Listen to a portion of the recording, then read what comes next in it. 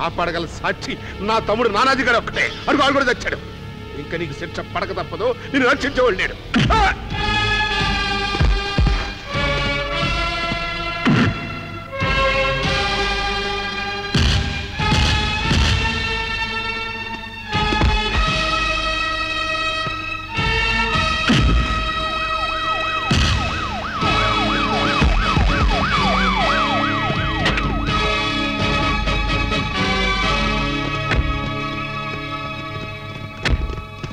DIG గారు, నా మరణ వాంగ్మూలాన్ని రికార్డ్ చేసుకోండి.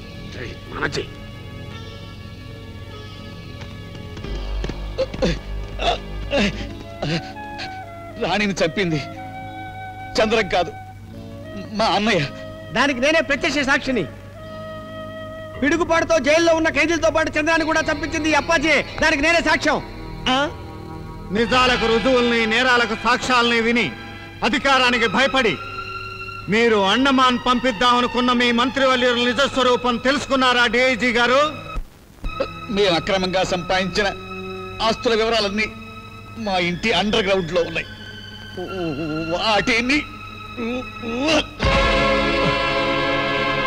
తీసుకెళ్ళండి. కమా. విన్నారుగా డిఐజీ గారు, అది మీ అప్పాజీ గారి అసలు సిసలైన కాండక్ట్ సర్టిఫికేట్.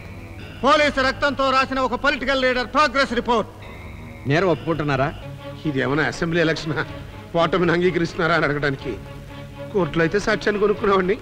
ఇదే కోర్టు అయిపోయింది. ఇక్కడ న్యాయం అమ్ముడు పోదు. అలాగే నా నేరాలన్నీ ఒప్పేసుకుంటున్నాను.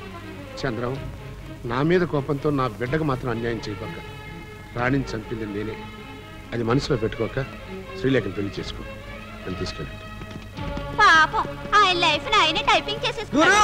ఇంకా పెయిన్ అయిందారా? పీచు